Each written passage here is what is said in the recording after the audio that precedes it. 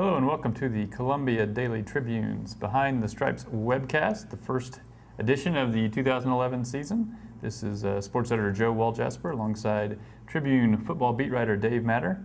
Dave, since last we met, which was right after spring practice, a little bit of news has happened. Shortly thereafter, Tyler Gabbert decides he's going to transfer. Just give your thoughts on that episode and what effect that might have on the team. Well, it sort of cleared up the quarterback competition that we expected to happen in August. James Franklin is undoubtedly the starter at this point. I mean, Gary Pinkel has come out and said that. He is their starting quarterback, I guess, barring some kind of injury. So, I think that's good for Franklin and for the guys that he's going to be playing with on offense, because he's not going to be splitting reps anymore with somebody else. They can work on some chemistry. Kind of the continuity of the offense will be better. Maybe they would have been better for him if he would have gotten a little more competition, would have been tested a little bit. But at least now they at least have some closure on that, and they can go into the season knowing who the quarterback is going to be. His teammates have said that that's sort of relaxed James a little bit, and he's practiced better during the voluntary sessions over the summer. I think you can look at that it's a good or a bad thing. That one, I guess it's better he's relaxed, he's a little more confident. He's not worried, not looking over his shoulder. On the other hand, he's gonna face some good defenses, some good teams. Going to be in some big road games this year.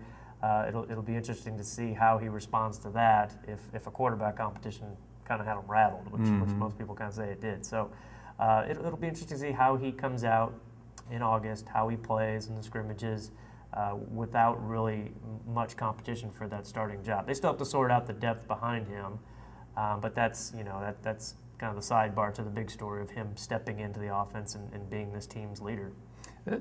Tyler Gabbert's decision just didn't make much sense to me on almost any level.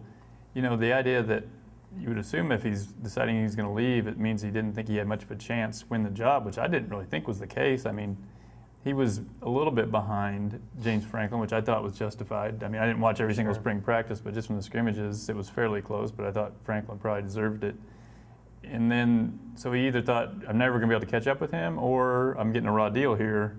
There would have been no reason for them to give him a raw deal. I mean, his brother just got drafted, in the top 10 in the NFL. There's a younger brother somewhere down the pipeline, too. There's no reason they would want to alienate this family. And then, secondly, it was far from a done deal. I think they always say the competition's open, but in this case, it really was open. And thirdly, I don't think and I think this has kind of been borne out, I don't know that he's going to find another BCS school with a more winnable quarterback job than this one. So a little bit baffling, and as we speak, at least, he still hasn't found where he's going to play this year. He briefly, I guess, was at Louisville and then left, so not quite sure what's happening with him. I think the sticking point for Missouri is more short-term than long-term. What this year, for instance, if Franklin were to get hurt, what do they do now with Corbin Bergstresser, a true freshman? Do they try to get him out and get some reps and play him as a true freshman just in case? I mean, I don't know how you think that's going to play out. I would guess, without seeing him practice yet, that Bergstresser probably has the most upside of the backups, so maybe you go with him just because what it can do for his game and what it can do maybe long-term, and he's probably the most talented of the other guys. Ashton Glazer's been around the program for a while. He's number 2 right now, but you wonder if he kind of has a limited ceiling as far as what he can do in this offense. But he'll get a shot here, and he'll get more opportunities with the number 2 offense here during camp. They brought back Jimmy Costello, a former walk-on, kind of the older guy of the group now. I think he'll be kind of a good mentor for Franklin because very similar personalities. He's a really respected guy around the team, around the locker room. So they've got that. They've at least got one kind of older guy. He hasn't played a lot, but at least he's been through all the preparation as Gabbert's backup a couple years ago. So they've got some guys behind him, but Bergstresser's the interesting one because he's the really talented guy. Kind of raw. He hasn't done it a lot in this system. He played last year in a spread offense in Kansas City. So I'd like to see what he can do here this next month if he can go up and win that number 2 job. So we've kind of eliminated the starting quarterback job from one of the intriguing position battles. Is there any intriguing position battles? Because basically almost universally across the field, they're returning almost everybody else. Yeah, they really are. I mean, there could be some surprises here or there, but they've got a lot of established players, not just players but seniors who really don't think they'll have any shot at losing their job. I think they'll have to figure out the rotation on some positions like wide receiver. They have so many different guys, young guys especially, that I wouldn't expect to start but it could at least get a prominent role as a backup. Guys like Bud Sasser, Jimmy Hunt, Marcus Lucas. At running back, they have to sort out the situation there. Missouri played 4 tailbacks last year. Did they do that again, or does one of those guys kind of emerge as the primary guy? Especially for a team that didn't run the ball very much. That's a lot of running backs. Kendall Lawrence, Devin Moore, those are your leading candidates going into the season. Can one of the younger guys, Henry Josie or Marcus Murphy, can they come on and get some more playing time? So, we have a good idea who's going to play. It's just a matter of who's going to have the bigger roles this year. On defense, defensive line I think is pretty set. You know who's going to play there. At linebacker, you've got 4 or 5 guys who can start. You've got 2 guys coming off rough years as far as injuries, and Will Ebner and Luke Lambert. I don't think, as long as they're healthy, you've got a good player in there. Either one starts in the middle. And then back at safety, Kenja Jackson's back. He's been playing for a long time. I think he has more starts than anybody on this defense. And at the other spot, Tavon Bolden is curiously number 3 on the depth chart after being number 1 at the end of spring practice.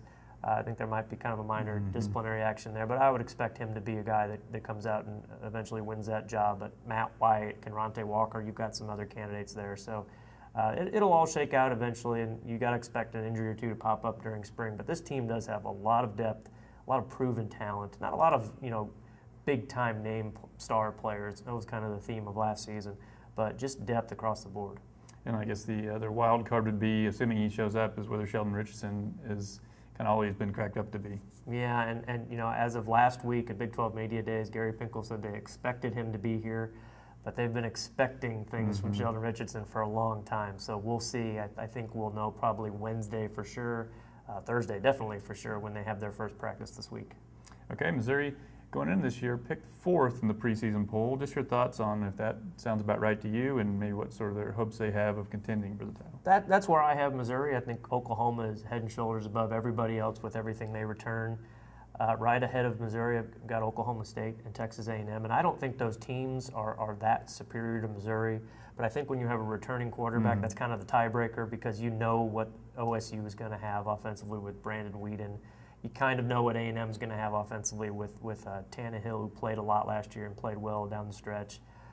They're just a little bit more established offensively, they have because of that position. And Missouri probably has a better defense than both of those teams, might have more depth and more experience around the quarterback on the offensive line, receiver and tailback, but you just don't know at the quarterback position how good James Franklin can be.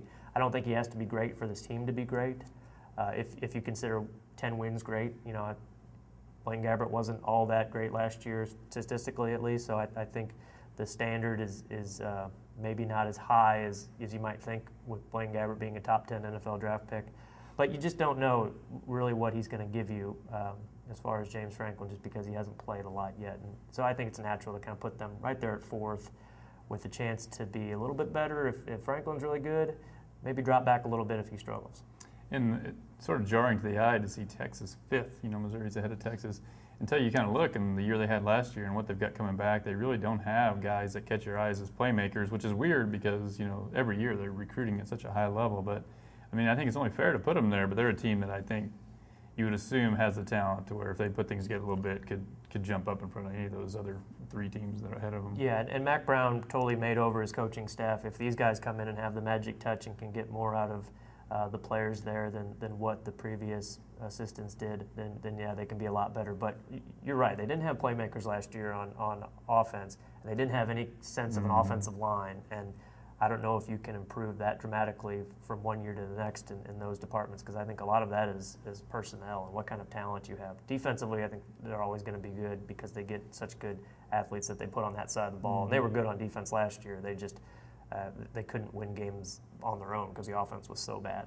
All right, and speaking of Texas, our last topic for the day is, earlier in the summer we were talking about how, 1 year after the Big 12 almost collapsed, things seem to be going pretty good. They got a new TV deal that made them all richer, and things seem to be fine. But recently the Longhorn Network has sort of put a burr in the saddle, at least of Texas A&M and of some others. Just your thoughts on the idea of the Longhorn Network, which is essentially Texas is getting $15 million per year for their own network, which they can we would assume will sell across the state, although I don't know if they've really succeeded at that so far. Right.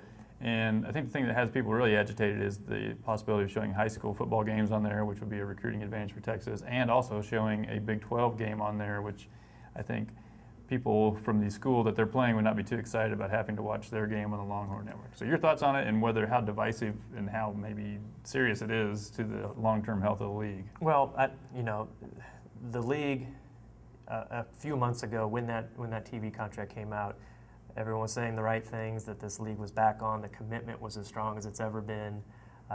People were happy for the most part because the paychecks were going to be a little bit bigger. But now we've got the first real divisive issue, and you just hear rumblings from around the league when you talk to people. Usually when it's off the record for the most part, except for Gary Pinkel last week at Big 12 Media Days. And Stoops too. And Stoops too, Bob Stoops too, that the long-term solidarity just doesn't really look like it's there. And we're doing this on Monday. The Big 12 athletic directors are scheduled to meet on Monday to discuss this Longhorn Network and some of the issues of fairness that were brought up last week. Whether they wipe out some of those plans, those contentious plans about showing high school games. If they do, does everything just go back as to normal and they just carry on with this 10-team Big 12? I don't know. I mean, that seems to be the idea, that everything will be blown over if they decide not to do those things that are getting people upset.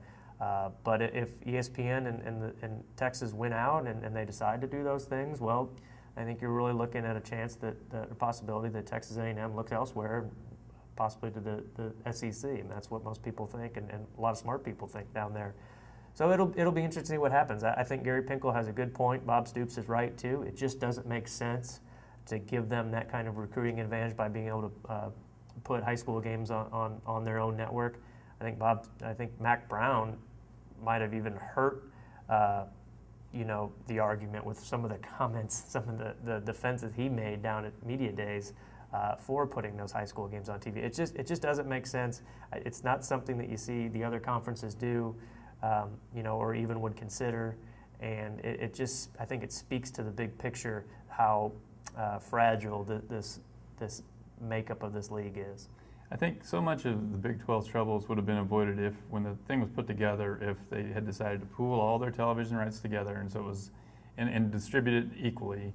So you wouldn't have the situation where you constantly have one member trying to get over on another member, for a few extra bucks. And instead, what you would have is a league that has a more valuable product that can try to get over on another league.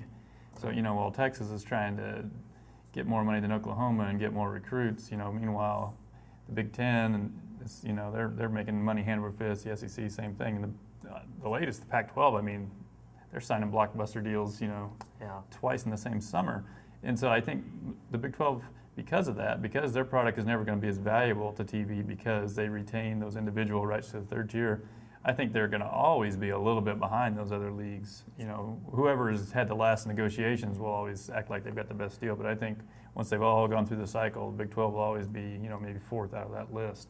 So that's a problem. I don't think this is the sort of issue that should be the nuclear option that blows up the Big 12, though. As long as they don't put high school games on there, which they shouldn't. I mean, it's for all the crazy NCAA ticky-tack rules they have to let a school network show high school. I mean, it's ridiculous. I mean, that's kind of just a no-brainer. Like Gary said, that's kind of just a lack of common sense, which I think when it's all said and done, that won't happen. And if it doesn't, I think this blows over a little bit. And Texas continues to make more money than everybody else, but everybody else kind of lives with it because that's how the Big 12 stays together. Right. And Dan Beebe brought up a good point down in Dallas. This isn't the first time that a faction of Texas A&M supporters have wanted out of the same conference as Texas. I mean, this has been going on for a long time. Well, there's some class envy there too, which there is in every conference, but I mean, especially more with Texas A&M and Texas. But it does seem like those rumblings are a little louder this time. So we'll see. And how does that affect Missouri? How does that affect the Oklahoma schools? Are we headed to another year like we went through last year, trying to cover this mess? Stay tuned. Yeah, and I don't think it would be a great move. I think, obviously if Missouri could have gone to the Big Ten, they would have in a minute, and who cares about the consequences? I don't get the sense that's the case with the SEC. I don't necessarily think it's a better option for Missouri competitively or anything else. So I think Missouri going the SEC, that would be like if the Big 12 was going to disintegrate and that's your option, then yeah, great. But as far as just voluntarily walking away from the Big 12, I don't know that I would agree with that move. I agree because you go from right now, you have one really good football program in Oklahoma, a national title contender, to having 4 or 5 in your new conference, and you're not one of them. So, yeah, I agree with you on that one. And for every sport except for basketball, I think Missouri would face some competitive hurdles. They'd be the furthest north, the weather aspect, just that culturally, it's not really a Midwestern league. I just don't think it's a great fit for them. But it might not be a choice, we'll see. All right, well, join us again. It'll be 2 weeks, I believe, when we will review what's been going on in preseason practice and begin to look forward to the season opener.